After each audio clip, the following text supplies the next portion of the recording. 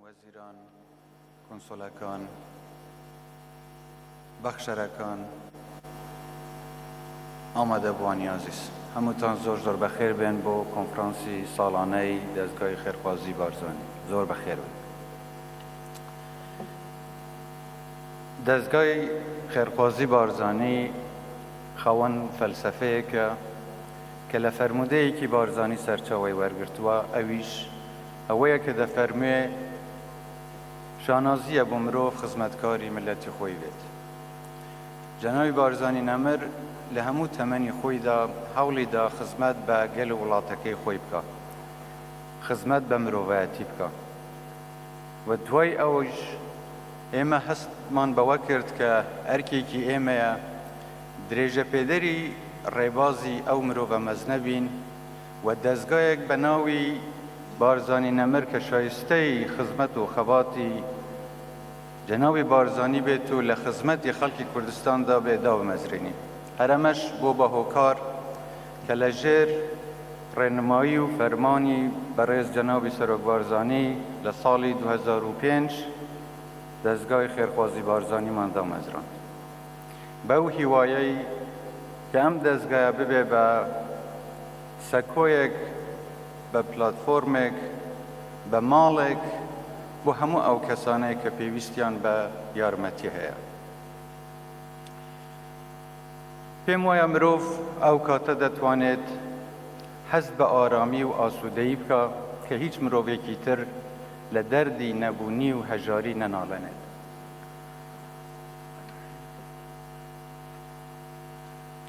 دەستگای خێرخوازی بارزانی باوەشی بۆ هەموو ئەو کەسانە کردوتەوە کە لە ترسی تیرۆر و هەڕەشەی کوشتن شوێنەکانی خۆیان بەجێهێشتووە و ڕوویان لە کوردستان کردووە.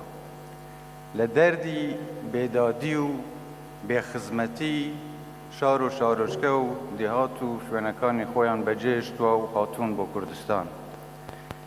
لە نەبوونی ئازادی ڕوویان لە کوردستان کرد تاکو بە ئازادی بژی. و لە ژێر فشاری زوڵم و ستەم ڕایان کرد و کوردستانیان بە پەناگایەکی سەقامگیر بۆ خۆیان زانی و هاتن لێرە. بۆیەش دەستگای بارزانی باوەشی کراوەیە بۆ هەموو ئەو ئازیزانە و لێقەوماوانە و ئەو خەڵکێک کە پێویستیان بە هاوکاری و یارمەتی هەیە. دەستگای بارزانی بەهانای هەموو ئەو خەڵکانەوە دەچێت کە پێویستیان بە بەسەرکردنەوە هەیە بەبێ ئەوەی جیاوازی لە ئاین و ئاینزا و نەتەوەی یا بیر و بوچوونی سیاسی هیچ کەسێکدا بکات.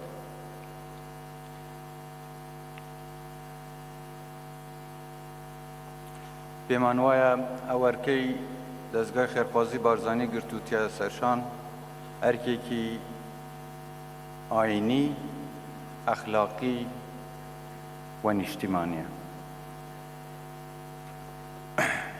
لە مێژووی دروستبوونی ئەم دەستگایە تاکو ئێستا دەمەوێت ئاماژە بە چەند خاڵێک دەم پیشەوەیە کە بەداخەوە دوای ئەو هێرشە دڕندانەی ڕێکخراوی تێرۆریستی داعش بۆ سەر عێراق و دوایی هەرێمی کوردستان خوشک و برە یەزیدیەکانمان بوون بە قوربانی هەرە گەورەی ئەم کردەوە تێرۆریستیە. و هەر لە ڕۆژی یەکەمەوە دەستگای خێرخوازی بارزانی هەوڵیدا ئەوەی لە توانایدا بێت بیکات بۆ ئەوەی بەهانای خوشک و برە یەزیدیەکانماندا بچێت. و لەو وەختەی کە شاخی شنگار ئابلۆقە درابوو، لەو کاتەش دەستگای بارزانی توانی خۆی بگەینێتە شاخی شنگار و لەوێ لە خزمەتی ئەو خوشک و برانەدا بێت و بەردەوامیش ئەو هاوکاریانەی کە پێویست بوو بن چ لەوێ چ دوای ڕزگارکردنی شنگار و یان ئەو خوشک و برە یەزیدیانەی کە لە کەمپەکان دانیشتەجێ بوون لە خزمەتی ئەواندا بێت. هەروەها ئەوەی کە بە پێی داتا، هیوادارم دواتر بەرنامەیان هەبێت بە داتا هەندێک شت پێشان بدرێ، بەڵام لە ساڵی 2014 تقریبا لە ماوەیەکی زۆر کورت بە هاوکاری ڕێکخراوی WFP 9900 وەجبەی خواردن هیگەرم بۆ ئەو خوشکبرانە تەرخان کرابوو لەو سەردەمە. جگە لەوان هەموو ئەو لێقەوماوان و هەژارانەی تر کە لە شاری مووسڵ یان لە شار و شارشکەکانی تری عێراق بەرەو کوردستان دەهاتن، دەستگای بارزانی توانیوێتی خزمەتێکی بێوێنەیان پێشکەش بکات و بە ئەرکیشی زانیوە. خوشک و برا مەسیحیەکان پێشتر کە هەڕەشە و مەترسیان لەسەر بوو و ڕوویان لە ماڵی خۆیان و لە وڵاتی خۆیان کرد هاتنەوە بۆ کوردستان، لێرە دیسان دەستگای بارزانی بەردەوام لە خزمەتیاندا بووە و بەردەوامیش دەبێت لە خزمەتکردنی هەر کەسێک کە پێویستیان بە هاوکاری بێت. ئەو خزمەت و هاوکاری و دروستکردنی پەیوەندیەی دەستگای بارزانی لەگەڵ خوشک و برا کریستیانەکان وای کرد کە لە ڤاتیکانیش بە فەرمی سوپاسی دەستگای خێرخوازی بارزانی بکرێت. ئێمە ئەوە بە منەت نازانین، بە ئەرکی دەزانین و پێم وایە ئەرکی هەر هەموو تاکێکە کە بتوانێت خزمەت بە هاوڵاتیانی خۆی، بە هاونیشتمانیانی خۆی، بە خوشک و برانی خۆی بکە ئەبێ درێغی نەکە. دوای بەداخەوە کارەساتی خیانەتی 16 ئۆکتۆبەریش کە خەڵکێکی زۆر ئاوەرە بوون، دیسان دەستگای خێرخوازی بارزانی دەرگای کردەوە و بەهانای ئەو خوشک و برانە چوون کە ئاوەرە بوون و هاتن لە شوێنەکانی تر نیشتەجێ بوون. ئەمە هاوکات بوو لەگەڵ ئەو بوومەلەرزەیەی کە منتقەی گەرمیانی گرتەوە و ئەو بەری سنووریش لە منتقەی یان ناوچەکانی کەرمانشا و سەرپلی زەها و لەوێش خەڵکێکی زۆر بوون بە قوربانی. دەستگای بارزانی توانی ئەوەی لە دەسەڵاتی یان لە سنووری لە سنووری هەرێمی کوردستاندا بێت هاوکاری بەو خوشک و برانە بگەینێت و داواشی کرد کە ڕێگەیان پێ بدرێ بتوانن هاوکاری پێویست بۆ خوشک و براکانی خۆیان لەو بەری سنووریش ببەن، بەڵام بەداخەوە ئەم دەرفەتەیان پێ نەدرا و نەیانتوانی لە خزمەتی ئەو لێقەوماوانە بن کە لەو بەری سنووردا دەژی. لە ماوەی کارکردنی دەستگا پرۆگرامێکی تریان هەیە بە ناوی هاوکاریکردنی ئازیزان، بێنازان، بێدایکوباوکەکان کە لە ساڵی 2017 ژمارەیان گەیشتە 19147 کەس. ئەمە پرۆژەیەکە کە دەستگای بارزانی دەستی پێکرد بۆ گەیاندنی یارمەتی و هاوکاری بۆ ئەو ئازیزانەی کە بێنازن و پێویستیان بە کەسێکە ئاوڕیان لێ بداتەوە. و لێرەشدا پێویستە سپاسی دەوڵەتی ئیمارات، دەوڵەتی کوێت و شانشینی سعودیە بکەین کە بە ڕێگەی کنسولەکانیانەوە، بە ڕێگەی ڕێکخراوە خێرخوازیەکانیانەوە هاوبەش بوون، شەریک بوون و بەخشەر بوون بۆ سەرخستنی ئەم پرۆژەیە و لە خزمەتی ئەم بێنازانەدا بوون.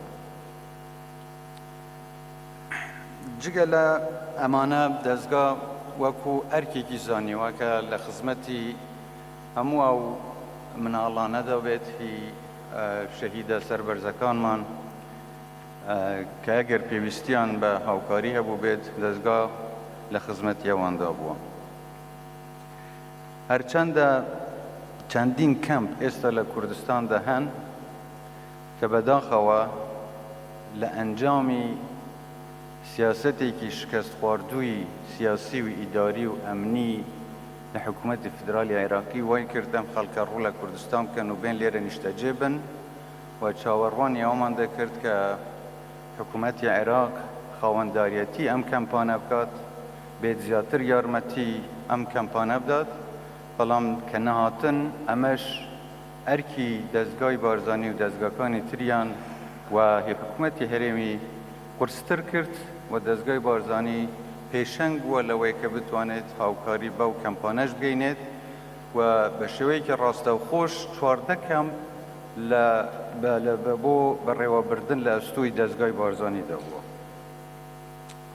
چگە لەمانە 22 سنتەری پەرەپێدان و ڕۆشنبیری هیوا پیشەیی تەرخان کراون کە دەستگا سپانسەری کردووە. ئەمەش بۆ ئەوەیە کە توانایی و بەهرەی خەڵک نەک تەنیا بە گەیاندنی هاوکاری بۆ ئەو خەڵکانە بە ئەرک بزانێتون بەڵکو بۆ ئەوە بووە کە هاوکاری ئەو خەڵکەش بکەن فێری پیشەی نوێ بن و ئەو بەهرانێکە لە کەتیاندایە بەرجەستە ببن.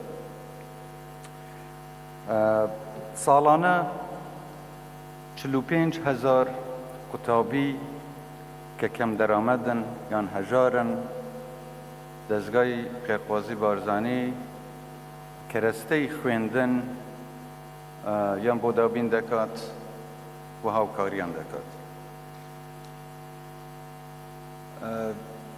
دەستگا تەنیا لە هەرێمی کوردستان ئیشی نەکردووە، هەوڵی داوا ببێت بە دەستگایەکی نێودەوڵەتی و لە هەموو شوێنێک کە مرۆڤایەتی پێویستی بە خزمەت هەبوو بێت ئێمە ویستومانە دەستگای بارزانی بتوانێت ڕۆلی تێدا بگێڕێت. یەکێک بۆ ئەوەی ئەو هەستە جوانەی خەڵکی کوردستان پێشانی دەرەوە بدا کە خەڵکی کوردستان تەنیا چاوی لە هاوکاریکردن نییە بەڵکو چاوی لەوەیە هاوکاری خەڵکی تر بکات. چاوی لەوە نییە تەنیا هاوکاریان بۆ بکرێت، چاوی لەوەیە کە خەڵکی کوردستان هەمیشە بە بەخشەندەی خۆی بتوانێت هاوکاری بە خەڵکی لێقاوما و لە هەر شوێنێکی تری دنیادا بن بگەینێت.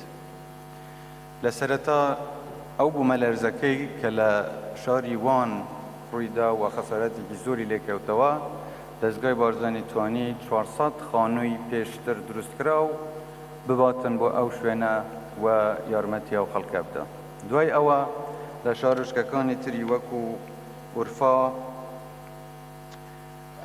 کۆبانێ، قامشلو، لە جەزیرە، لە باشووری عێراق چەندین شوێن دەستگای بارزانی توانیوێتی سەردانیان بکات و هاوکاری بە هەژاران و کەم دەرامەد و لێقاومەوە بکات.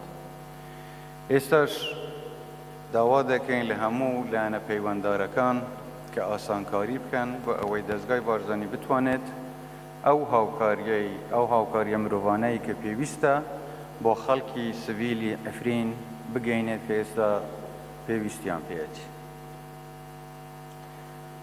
هەروەها وابزانم لە سربیاش دەستگا توانیوێتی لەوێش چەندین پرۆژە هەبووە کە هاوکاریان بکە لە هاوکاری کاری مرۆڤی خێرخوازی لەو شوێنانە.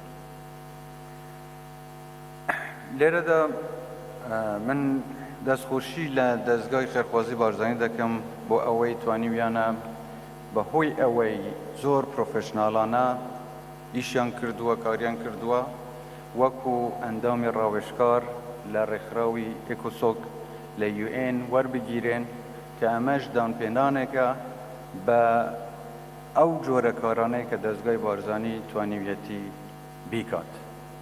من سپاسی هەموو ئەو بەڕێوەبەر و کادر و ستافەت دەکەم کە لە دەستگای بارزانی کار دەکەن و توانیویانە لە خزمەتی خوشک و برا خۆشەویستەکانماندا بن و سپاسی هەموو ئەو بەخشەرانە دەکەم کە توانیویانە لە ڕێگای دەستگای خێرخوازی بارزانی بتوانن خزمەت بە خەڵک و لێقاومەوان و ئەو ئازیزانە بکەن کە پێویستیان بە یارمەتی هەیە. ئێمە ژمارەیەکی زۆر سپۆنسەر و بەخشەرمان هەبووە کە بەردەوام یارمەتیدەری ڕێکخراوی خێرخوازی بارزانی بوون و من زۆر سپاسیان دەکەم. سپاسی UN و هەموو ڕێکخراوە بیانیانە دەکەم کە هاوکاری دەستگای خێرخوازی بارزانی بوون. بە تایبەتی سپاسی وڵاتی ئیمارات و دەوڵەتی کوێت و شانشینی سعودیە دەکەم کە بە بەردەوامی لەگەڵ دەستگای خێرخوازی بارزانی لە سەرخەت بوون و هاوکاریان کردوون و سپاسی هەموو ئەو خۆبەخشانەش دەکەم کە بەردەوام لەگەڵ دەستگای خێرخوازی بارزانی ئامادە بوون لە تەوزیعکردن و بەسەرکردنی خەڵکی لێقاوما و ئاوارە لە کەمپەکان بە تایبەتی ئەو خۆبەخشانەی لە UK فاوندیشن بە بەردەوامی لەگەڵ دەستگای خێرخوازی بارزانی لە سەرخەت بوون و وەکو خۆبەخش ئامادە بوون خزمەت بە خۆشەویستان بکەن. من جارێکی تر دەستخۆشی لە هەمووتان دەکەم و بە خێراتنێکی هەموو لە یەکتان دەکەم و داوایەکیش لە حکوومەتی هەرێمی کوردستان و لایەنە پەیوەنددارەکان دەکەم کە ئەو بەخشەر و خۆبەخشانەی ئامادەن هاوکاری مرۆیی بە خەڵکیکی لێ قەوما بگەینن بەشکەم بتوانن وەکو وڵاتانی تری پێشکەوتوو بە یاسایەک یارمەتیدەر و هاندەری ئەم جۆرە هاوکاریانە بن کە ئەم هاوکاریانەیان وەکو بەشێک لە باجەکەیان بۆ حساب بکرێت کە لە زۆر شوێنی تری پێشکەوتوی دنیادا ئەمە هەیە و پێم وایە ئەمە زیاتر دەتوانێت هاوکاری بە خەڵکی خۆشەویستی ئێمەش بگەینێت.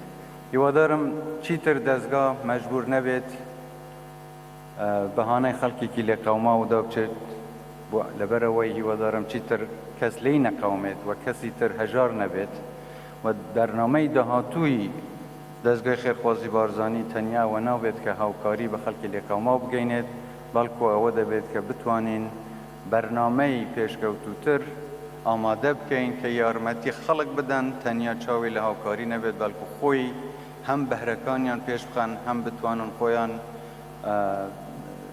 بەرهەمیان هەبێتن و ئەمە تەنیا بە دەستگایەک ناکرێت بەڵام بێگومان دەستگای خێرخوازی بارزانی پێشەنگ دەبێت لەم کارە و هیوادارم جارێکی تر هەمووتان یارمەتیدەر و پشتیوانی ئەم دەستگایە بن و سپاسی بێپایانی جەنابی سەرۆک دەکەین کە بەردەوام پشتیوانمان بووە و هاندەرمان بووە و لە ژێر ڕۆژنامایی فەرمانەکانی جەنابی سەرۆک ئێمە درێژە پێدەری ئەم ڕێبازە پیرۆزە دەبین و زۆر زۆر سپاستان دەکەم.